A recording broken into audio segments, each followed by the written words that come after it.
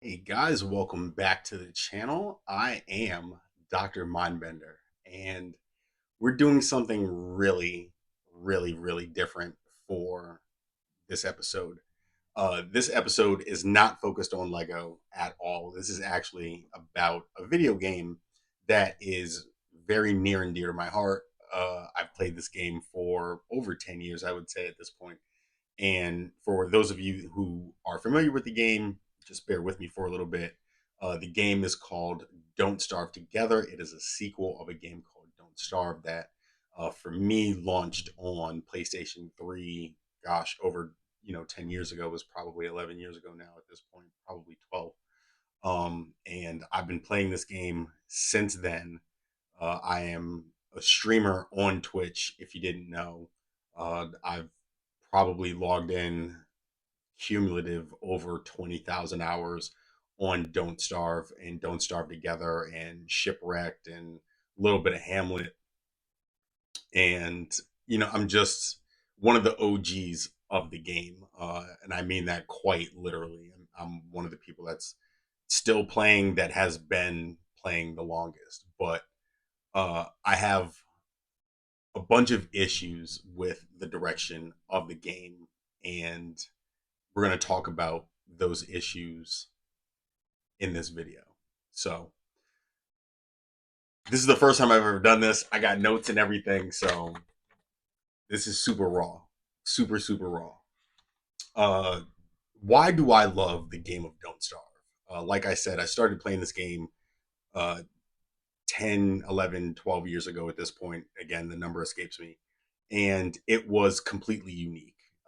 The game did not come with directions. It didn't come with, any type of tutorial. It was just, throw you in this place and try to survive. And when I first started playing the game, to be honest, I had no idea what was going on. I don't want to say I hated it, but it was just I didn't understand it.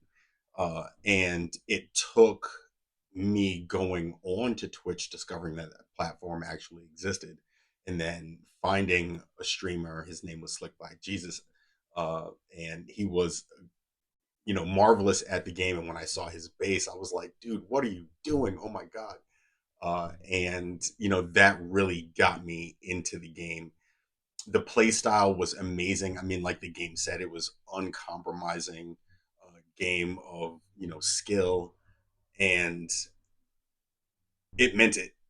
It really did mean it. A lot of you guys, a lot of the stuff that I'm going to say, guys, let me preface before we even get started. A lot of the stuff that I'm going to say is based upon playing the first game.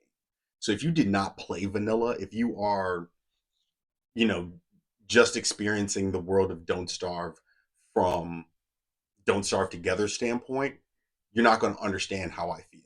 Okay. And I understand that. I get that. Just bear with me. Maybe you will, maybe you won't. But understanding where the game came from, and the other part of what made the game amazing was the storyline. The lore in the game was absolutely incredible. It was unique. Everything about the game was unique. I mean, Clay really put out a great game. That they were a small indie group at the time, and they struck gold. I mean, not only did they strike gold, I mean they struck a mountain of gold. It was amazing. And what really made it incredible for a lot of the early players of the game, and a lot of the people that supported the game early on, was the lore. There was a story that was so compelling, and it was so simple. Even though I'm sure that the creators at that time hadn't fleshed anything out, it was so simple and still so compelling that it begged for more. It begged for completion, and it just pulled me in. That, along with the skill level that it took to do certain things, to beat certain bosses, back doing adventure mode, trying to get Wes unlocked. Adventure mode, for you guys that don't know, adventure mode was a whole different category, of skill set and survival techniques that you had to learn and then utilize in order to beat, a mini game where you could unlock Wes. Wes, in and of himself, is a character that they didn't really explain, and I'll get to that in a little bit. But playing DS was, an amazing and also horrible experience. It was the best game that I had ever played. It was the only game that I've ever streamed for 19 hours straight. You know what I mean? I played it every day. I literally based my streaming career around this game. It was just so good. It was so fun. It was so, challenging, but um not tedious. You know what I mean? It wasn't repetitive where it just felt like you were just doing things to just be doing them. So it again, I loved, loved, still to this day, still, love the game of Don't Starve. Um it was a game that made you study. I don't know if any of you guys have ever had this experience, but this game made me stay up at night and study the wiki and get a notebook and like write down different specs for different characters and how much damage they took and what was their regen and things like. It was crazy how much involvement I had in this game. Before there was a thing called rollback, a lot of you guys don't even remember this, but before there was a thing called rollback, when you lost your world, there was a screen that would pop up and it said, "You are dead." If you didn't have any more touchstones, if you didn't back up your save file, you are dead. And that world was gone, bro. You don't understand. And I'm sorry because it's starting right now. I'm about to get passionate about what I'm talking about. You don't really understand what that feeling was like of putting in a month and a half of work and then it's gone because you didn't make a life-giving amulet or you didn't have a meat effigy or something like that because you just hadn't reached that skill level yet. There was no rollback. It was just boop, start again. And that made the game absolutely horrible and atrocious to play, but also made you want it so much more because it just meant that you needed to get better. And that's the kind of like nip and tuck, love, hate relationship that a lot of us had with the game early on. And it was great. It was absolutely horrible. I think on stream I once likened it to having an ex that like you couldn't get over because like when you were around them it was just great, but then also when you were around them they just plucked every nerve in your body and you just couldn't. You were just trying to reconcile those two things because you were like, oh my god, this sucks so bad, but I love it so much. And that's how Don't Starve was. um and then came Don't Starve Together. But even before that, the crux of the game of Don't Starve, and I mentioned this earlier, but the crux of Don't Starve was the lore. And for a lot of you guys that are coming in, uh, playing DST, I don't think you guys really have a firm understanding of the lore. So I'm going to try and break it down as quickly and as simply as I can without going into all the little minute details. But the long and short of it is really simple. Don't Starve is a love story. That's it. That's it. Don't Starve is a love story between a man named William Carter and a girl named Charlie. And William Carter came into possession of power and fame, and he chose to chase that instead of communicating what was going on with his choice to choose that power and fame to his assistant slash girlfriend, or however you want to look at it, Charlie. And because of that, it landed both of them inside this other dimension that we call the constant.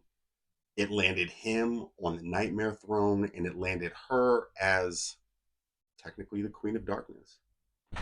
And there we have it. That's literally the basic storyline. It's about a guy and a girl. A guy wanted to get ahead in his career. He screwed up, and it landed them both in a meat grinder. There you go. On top of that, you have all of these different characters that were pulled in there with him. I believe the core group was Wilson, Wickerbottom, WX, Wendy. Uh, gosh, what's the other girl's name? Uh, Wilson's sister. I can't remember her name, but you guys know who I'm talking about. These people and Wolfgang as well were pulled in there with them. And we never got a real explanation as to why everybody was there.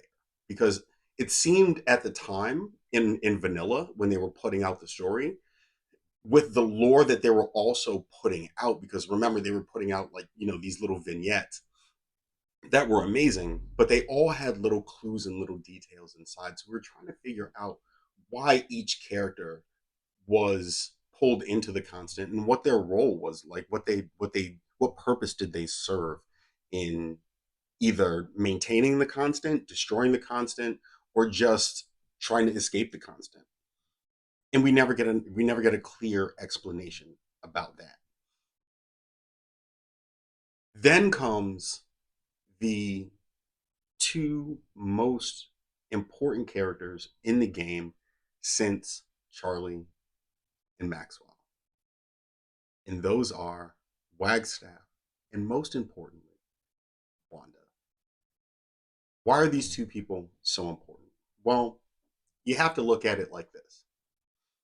From a macro perspective of the story of Don't Starve, you have Maxwell, who enters the constant really by accident. He's got this book at his magic show. He opens it up. All of these dark forces that he's been playing with come out. They snatch him and his assistant. He doesn't really have a clear understanding of what's going on, but he discovers the constant pretty much by accident.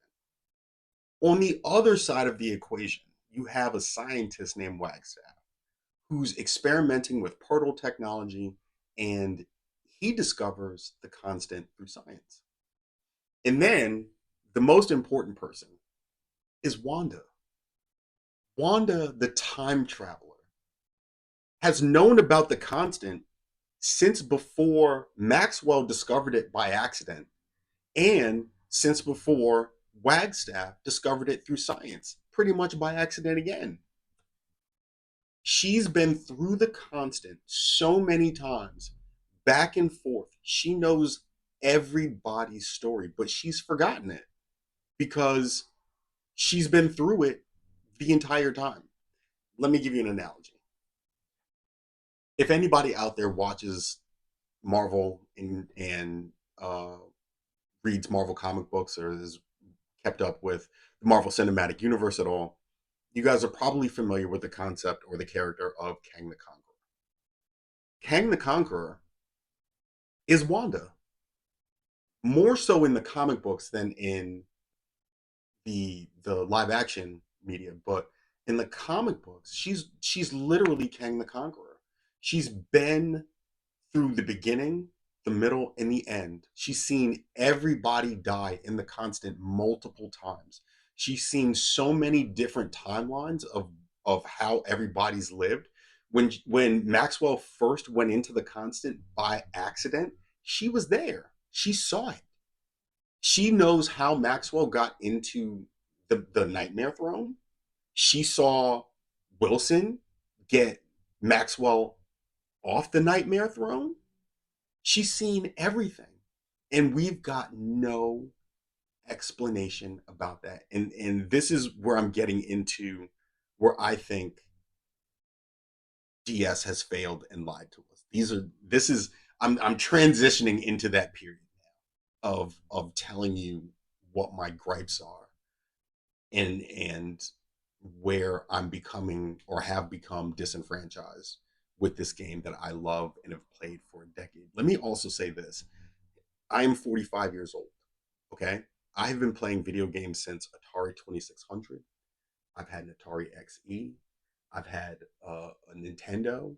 I've had a Sega Master System, I have Sega Genesis, Super Nintendo, um, GameCube, Dreamcast, um, every PlayStation mode. I've never played any game, any one continuous game for 10 years plus. This is the only game that I've done that for, which is why I feel the way that I feel about this game. I've invested a decade into this game, not just in terms of time, but also in terms of, finances, supporting them with, the drops and the packs and everything like that, developing a community on Twitch.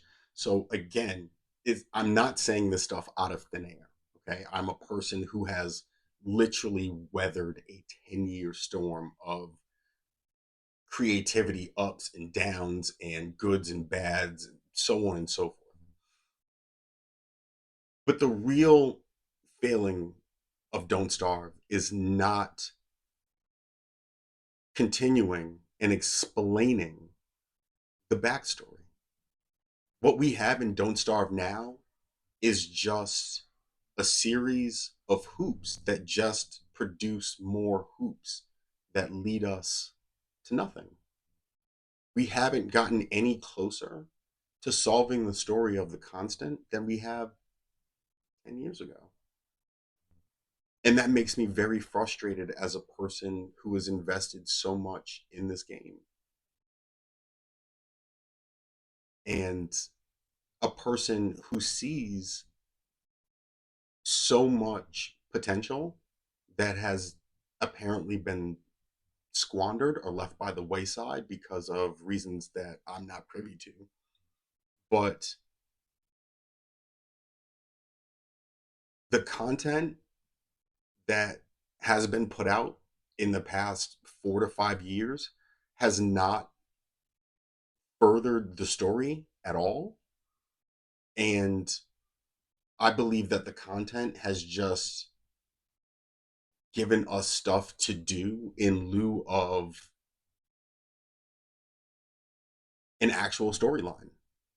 And it bothers me. It bothers me a lot, especially when it's right in front of you with Wanda and with Wagstaff. I'm switching the page now because I have more. That's the end of that page. But it bothers me because, it's there's so many different amazing creative things that they could do in order to change into or to fix the direction of the game. I have some of these things, some suggestions. Again, I'm sorry guys, this is such a raw video, but I wanted to do it this way so you guys could really see, you know, the passion that I have for this particular, content. Um how do we fix Don't Starve? How do we fix Don't Starve? You have to go back to the beginning of the story and explain what happened after Max and Charlie entered the constant. You have to. It would be so amazing to go back to what happened the moment they entered the book. If you guys remember, they're on stage in the real world. Max is about to do a magic trick. He opens up the book. The shadow hands come out, snatch him up, pull him inside the book, and that's where the lore should start. We have to figure out what happened. How did he get into the Nightmare Throne? What were, even with the Metheus and I can't remember the other character's name, but even with those two people that are supposed to be Max and Charlie, how did that even happen? We need to go back, like, just start from the beginning. It's been 10 years. We should be able to have fleshed, I would say, most of this out by now. We also need to explain Wanda again. She's the most important person in terms of storytelling in the game because she knows everything about everybody, even though she's forgotten it or the stories may have been scrambled because she's been to so many different timelines or she's seen so many different timelines that a lot of the information is scrambled. But I believe that the core information about what happened as soon as Max and Charlie enter the constant remains the same. I believe that, once, people started entering the constant outside of them, then that's where things branch off. But until then, you have like one continuous timeline, which she knows, which is the beginning of everything. We need, instead of giving us, like Celestial Champion 2.0 or 2.1 or 1.5 or whatever the heck this new thing is, and instead of moving Pearl all around the map, or instead of the lunar rifts and the shadow rifts, which actually have nothing to do with the essential critical storyline, we need Wanda mini games who would direct us around the map and maybe into, caves and stuff like that, that would give us clues and hieroglyphs as to pieces of the story. Because from my understanding, she would have kept a record of all that stuff and written it down somewhere. And there's an archive of all the stuff that she's seen that explains everything in the constant somewhere. And that would be amazing from a player standpoint, to be able to go through mini games or do, tasks, for example, that were akin to Pearl's tasks that you could do for Wanda. There's a whole element of that. And I know I'm focusing on Wanda because in my mind, she is the most important character. But let's start at the beginning. Why? Another thing is, why was everybody chosen to begin with? We need to explain that, which again, Wanda probably knows, because everybody was brought there for a reason. I think, Wilson was supposed to be the scientist that was supposed to, make something probably to get people out. And then Wolfgang was probably the strong person to defend everybody. And then Wickerbottom knew everything. Um, People don't really know, but like, Wendy is Maxwell's niece. You know what I mean? Like there's a whole uh web of connection between these guys that's never been explained, but I'm sure that, Wanda knows. We've never, and another thing that's probably, way past people's interest right now, but something that's always been um fascinating to me, was why was Wes locked up in adventure mode in vanilla? Like, what did he see that made him so dangerous that they wouldn't, that you had to go somewhere special to unlock him? Like, they literally locked him away, and he was, he saw something, or he knew something that was so critical, that he was so important that they just couldn't have him around. They made a special trip, that you had to make a special trip just to find and unlock this person. And they never, that's an amazing, nugget of storyline that, if added, could bring a whole new dimension to the game. Um, we need to explain more of the relationship between Max and Charlie. Um, what happened after they entered the book? Because we have the early hieroglyphs with Metheus and the other person, the torchbearer and the cane bearer, that they were still together. They ruled for a time, so that if they are Max and Charlie, then things were still good for a period of time when they entered the book, for a long period of time, apparently, according to that lore. But what happened in their relationship that made that made her have this power? And I know that they did explain some of that in the lore. Technically, they didn't really explain it, but they did have that huge hieroglyphic mural that did sort of kind of explain it, if you were able to, decipher it. But again, just a few vignettes, a few shorts that would explain everything, or even the side quests with Wanda, would be amazing. um yeah. So I I've said a lot. I've said a lot. Um, I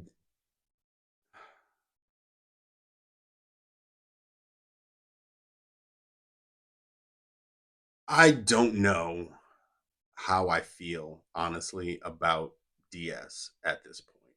I like playing it at times, but when I do play it, I have this feeling of just disillusionment and disenfranchisement because I know that the the content that I want is probably not going to come. And I'm not asking for more content. I'm just asking for different.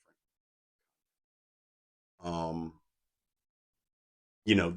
the time and money that Clay spends developing the stuff that they put out now could be equally spent on developing stuff that furthers, the storyline in a more meaningful way, in my opinion. And all this stuff that I've said during this rant, diatribe, soliloquy has just been my opinion.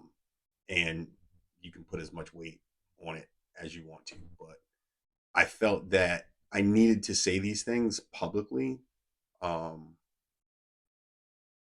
before I made a decision either to like pull back from DS for a little bit or just try to change my outlook on the game. So, uh, I'm not saying that I would ever stop playing DS. I definitely don't play it as much as I used to, but really what this video is a plea. It's a plea for help. It's a plea for help to save the game that I've been playing for a decade or more and that I love. So that's pretty much it. That's all I got to say.